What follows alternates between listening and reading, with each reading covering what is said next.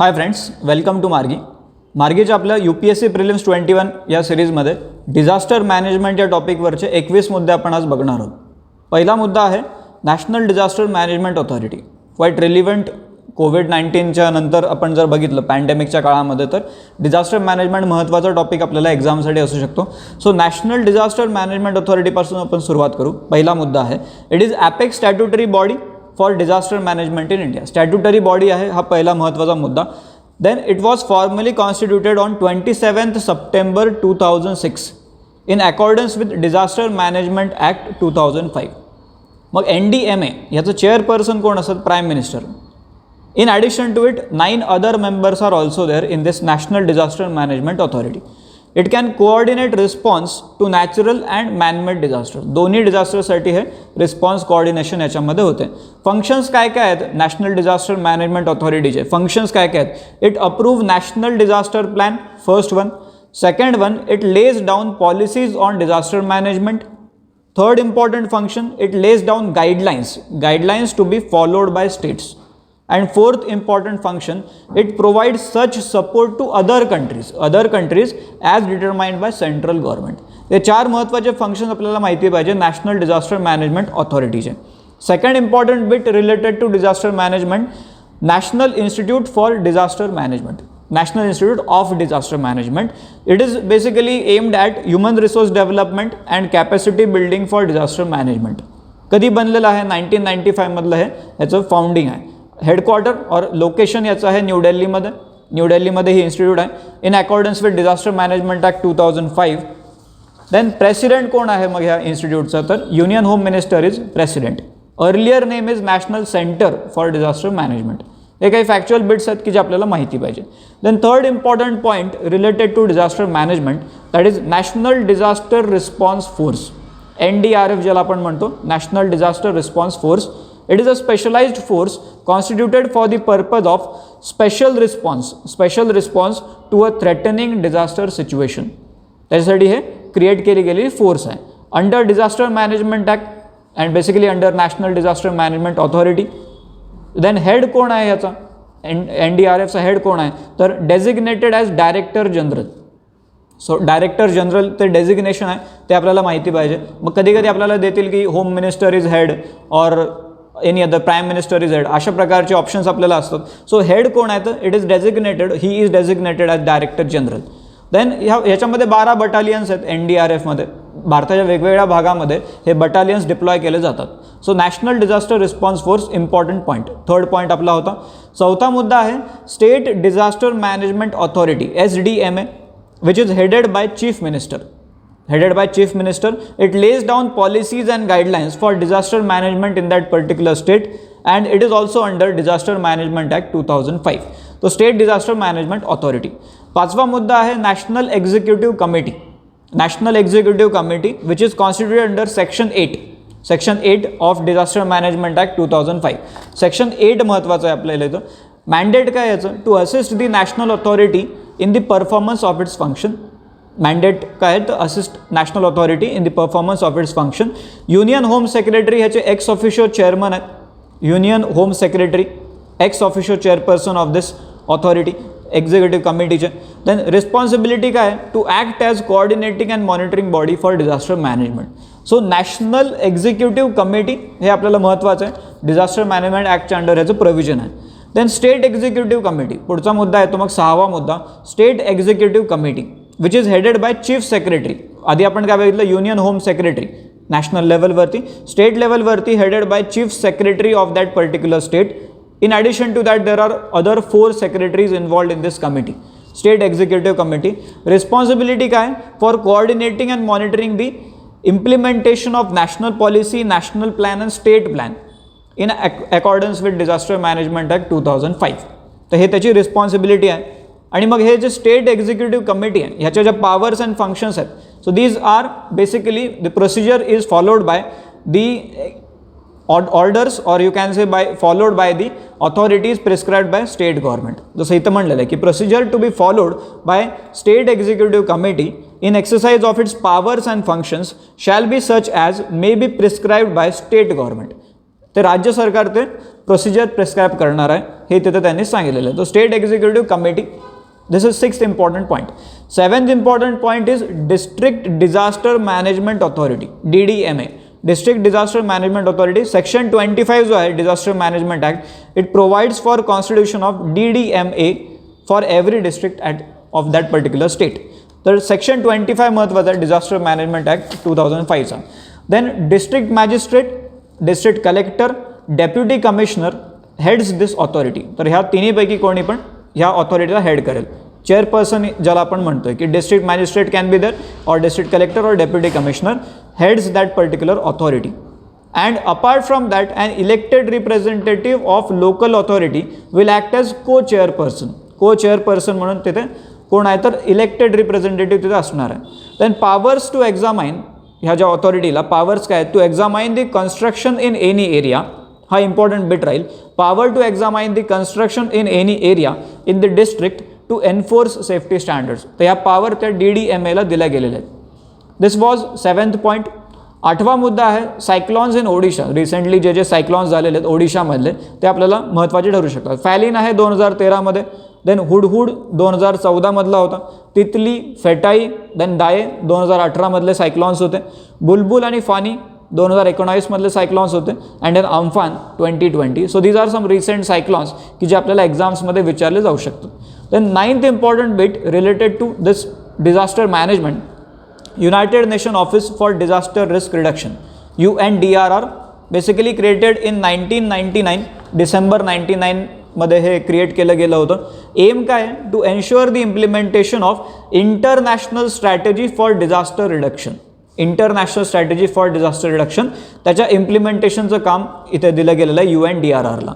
Headquarter आहे Geneva, स्वित्झर्लंडमध्ये. It supports the implementation of Sendai framework for disaster risk reduction and it is basically led by United Nations Special Representative of the Secretary General for Disaster Risk Reduction. ह्याचं head कोण आहे ते आपल्याला माहिती पाहिजे. आणि एक इनिशिएटिव्ह आहे जो आपल्याला एक्झाममध्ये विचारला जाऊ शकतो, making cities resilient.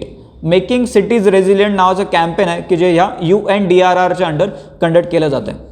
This was 9th point. 10th point is International Day for disaster reduction. International Day for disaster Reduction started in 1989. 1989 मधला हा इनिशिएटिव्ह आहे. With approval by United Nation General Assembly, UNGAच्या अप्रुव्हलनी हा चालू केला गेला होता. And celebrated every year on October 13. 13 ऑक्टोबरला हा सेलिब्रेट केला होता. So this was 10th point, International Day for disaster Reduction. Next important point, point number 11, it is Sendai framework. Sendai framework for disaster risk reduction.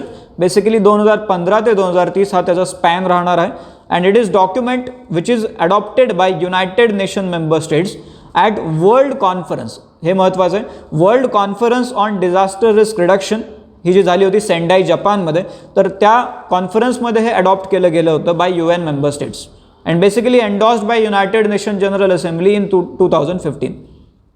In 2015 हे endorse केलं गेलेलं आहे. And it is successor of Hyogo Framework of Action, जे 2005 ते 2015चा span होता, योगो framework for action. आता हे Sendai फ्रेमवर्कच्या अंडर 4 प्रायोरिटी एरियाज डिफाईन केले गेले आहेत, ते आपल्याला महत्त्वाचे आहेत. पहिला प्रायोरिटी एरिया आहे understanding disaster risk. Understanding disaster risk. दुसरा मुद्दा आहे strengthening disaster risk governance.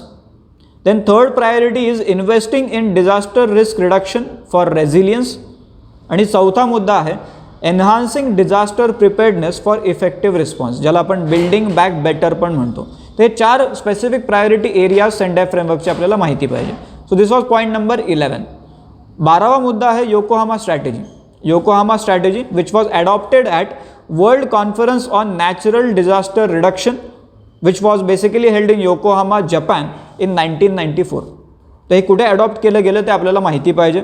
It provides guideline for natural disaster prevention. Natural disaster prevention, preparedness and mitigation, हे 3 मुद्दे आपल्याला माहिती पाहिजे. Prevention, preparedness and mitigation. तर नॅचरल डिझास्टरबद्दलचं हे योकोहामा स्ट्रॅटेजी आहे. Then 13th important point is IFLOS. IFLOWS, मुंबईमधलं जे IFLOS आहे, joint initiative between ministry of earth science and Brihanmumbai municipal corporation, BMC. तर या दोघांचा तो जॉईंट इनिशिएटिव्ह आहे. And it is basically a monitoring and flood warning system.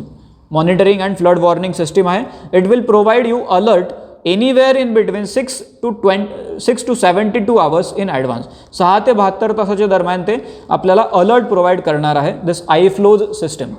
आता ह्याच्यामध्ये आपण जर बघितलं काही अजून फॅक्च्युअल डिटेल्स की it incorporate weather models from the national centre for medium range weather forecasting. तर इथले जे वेदर मॉडेल्स आहेत ते ह्या सिस्टममध्ये इनकॉर्पोरेट केले गेलेले आहेत. तर Mumbai is only the second city, iFlows Mumbai असं त्याचं नाव आहे.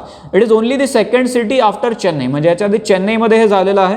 आणि ह्याच्यानंतर आपण जर म्हटलं तर further it is being designed for Bengaluru and Calcutta also. तर असे सिस्टीम आता दुसऱ्या शहरांमध्ये पण डिझाईन होत आहेत. So iFlows Mumbai, this was 13th point. 14वा मुद्दा आहे Assam gas leak.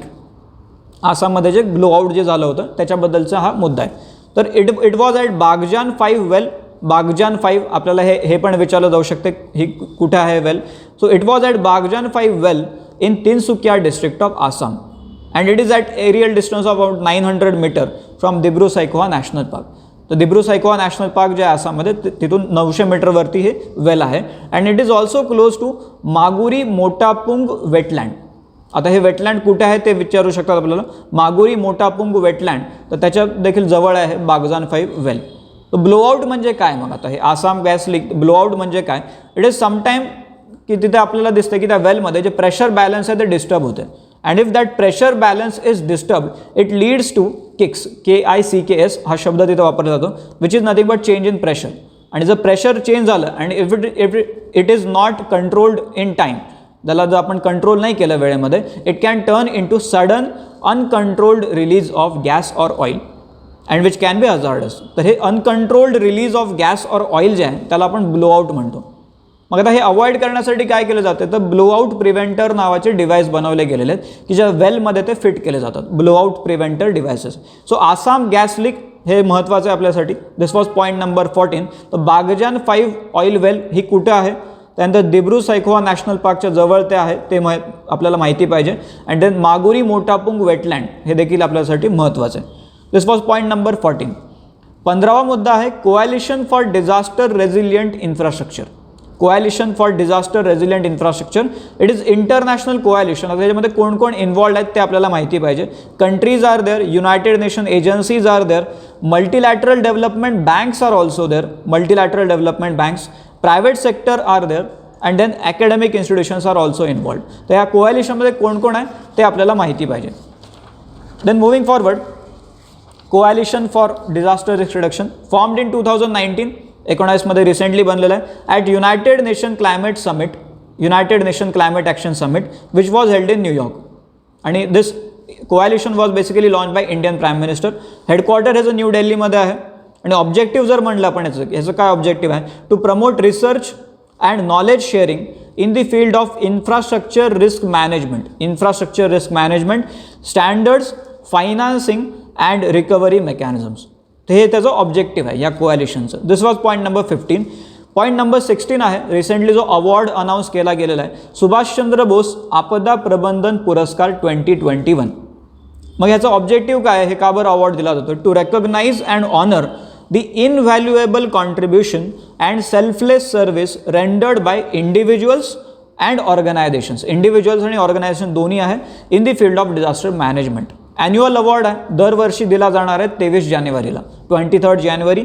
Cash prize असेल 51 lakh, 51 lakh and a certificate in case of institution आणि 5 लाख कॅश प्राईज आले along with certificate in case of an individual. So हा अवॉर्ड महत्त्वाचा आहे डिझास्टर मॅनेजमेंट या फील्डमधला. This was point number 16, Subhash Chandra Bose Aapda Prabandhan पुरस्कार 2021. 17वा मुद्दा आहे काही महत्त्वाचे डिझास्टर्स आणि त्याचे नोडल मिनिस्ट्रीज कोण आहेत. एखादा पर्टिक्युलर डिझास्टर झाल्यावरती कोणत्या मिनिस्ट्रीला रिस्पॉन्सिबल ठरवता येऊ शकते. सो बायोलॉजिकल डिझास्टर्स जर आपण बघितलं it is under ministry of health and family welfare. After that chemical disasters and industrial accidents. Recently आपण जर बघितलं तर खूप सारे डिझास्टर्स झालेले आहेत. So chemical disasters and industrial accidents this are under ministry of environment. Ministry of environment, forest and climate change ही nodal ministry त्यामध्ये राहणार आहे. After that civil aviation accident जर असतील, सिव्हिल एव्हिएशन, तर ministry of civil aviation he nodal ministry राहील. Then droughts, hailstorm, cold wave, pest attack, all these are basically part of ministry of agriculture जर असे काही डिझास्टर झाले तर. Then earthquake, floods, landslides and avalanche, ministry of home affairs याला responsible राहणार आहे. And when you talk about urban floods then ministry of urban development is also nodal ministry here. Urban flood. So this was point number 17. Next is point number 18, Indian Tsunami Early Warning System. Indian Tsunami Early Warning System established in 2007. 2007 मधली ही system आहे and it is based and operated by INCOIS, INCOIS, INCOIS Hyderabad. INCOIS नावाची जी संस्था आहे तर त्याच्या under हे operate केलं जातं आहे. Indian tsunami early warning system integrated effort आहे, डिफरंट ऑर्गनायझेशन्स इन्वॉल्ड आहे या सिस्टीममध्ये. जसं की आपण इथे जर बघितलं department of space is involved in this, then department of science and technology is involved in this, CSIRचं पण इन्व्हॉल्वमेंट आपल्याला याच्यामध्ये दिसतंय, survey of India and then NIOT, national institute of ocean technology. These are various kind of organizations, institutions which are involved in this Indian Tsunami Early Warning System. Then it comprises, मग या सिस्टीममध्ये काय काय आहे, it comprises real time network of seismic stations first of all, then tide gauges and a 24/7 operational tsunami warning center. It is also incorporated in this system. So Indian Tsunami Early Warning System, this is important when you talk about disaster management. Then 19th point, earthquake measurement. आता earthquake measurement जर आपण बघितलं तर दोन heading खाली आपण याला बघतो की magnitude measurement and intensity measurement. Magnitude जर आपण म्हटलं तर रिश्टर स्केलनी ते मेजर केलं जाते, which is basically develop by US seismologist Charles Richter. Charles Richter यांनी ते डेव्हलप केलेलं आहे 1935 मध्ये. रिश्टर स्केल मॅग्निट्यूड म्हटलं तर रिश्टर स्केल आपण त्याच्या थ्रू त्याला आपण मेजर करतो. And this is basically determined by logarithm of amplitude. जर आपण ती सेस्मिक वेव्ह बघितली तर त्याचं जे लॉगॅरिथम ऑफ ॲम्प्लिट्यूड आहे, ॲम्प्लिट्यूड म्हणजे height, amplitude or height of largest seismic wave which is calibrated to scale. तर त्याचं ॲम्प्लिट्यूड आणि त्याचं लॉगॅरिथम जर आपण बघितला तर तो मॅग्निट्यूड आपल्याला देतो. So it is determined by logarithm of amplitude or height of largest seismic wave calibrated to scale. When you talk about intensity, then there is one more scale which is called as modified Mercalli scale. Modified Mercalli scale हे intensity measurement साठी आहे and it will measure the effect of an earthquake at a given location. Effect साठी आपण हे intensity measurement scale जे आहे modified Mercalli scale ती use करतो. So this was point number 19. Point number 20, recently Kodagu landslide न्यूजमध्ये आलेलं आहे. सो लँडस्लाइडचे बेसिक जर आपण बघितलं तर it is defined as the movement of mass of rock, debris और अर्थ डाऊन अ स्लोप. आता हे जेव्हा मुवमेंट होती आहे, डाऊनवर्ड मुवमेंट जेव्हा ह्या रॉक डेब्रिजची होती आहे of soil and rock under the direct influence of gravity. So ग्रॅव्हिटीचा influence and then downward movement is there landslide. मग ह्याच्यामध्ये काय काय एक्झॅक्टली इन्क्लूड केलं जाते, लँडस्लाइडमध्ये काय काय इन्क्लूड केलं जाते. So it encompasses 5 modes of slope movement. 5 modes आहेत जे आपल्याला माहिती पाहिजे. Fall, then topple, then slide, then spread and flows. तर fall, topple, slide, spread and flow हे 5 मोड ऑफ मुवमेंट्स आहेत की जे लँडस्लाइडमध्ये आपण इन्क्लूड करतो. So this was 20th point landslide. And 21st and last point of this video, sustainable development goals related to disaster management. असे कोणते goals आहेत की जे डायरेक्टली हिट करतात डिझास्टर मॅनेजमेंट या टॉपिकला. तर गोल नंबर 9 जर आपण बघितला, गोल नंबर 9 तर काय टायटल आहे त्या गोलचं, तर build resilient infrastructure, promote inclusive and sustainable industrialisation and foster innovation. Goal number 9. Goal number 11 जर आपण बघितला, make cities and human settlements inclusive, safe, resilient and sustainable. This is goal number 11. And goal number 13 काय, take urgent action to combat climate change and its impact. हे 3 असे goals आहेत की जे आपल्याला दिसतात की डिझास्टर मॅनेजमेंटशी लिंक होत आहेत. गोल number 9, goal number 11 and goal number 13. तर हे झाले आपले डिझास्टर मॅनेजमेंट या टॉपिकमधले 21 महत्त्वाचे मुद्दे जे आपल्याला प्रिलिम्ससाठी हेल्पफुल राहू शकतात. पुढच्या आपल्या काही व्हिडिओजमध्ये असेच काही मुद्दे आपण पुन्हा बघू. थँक्यू.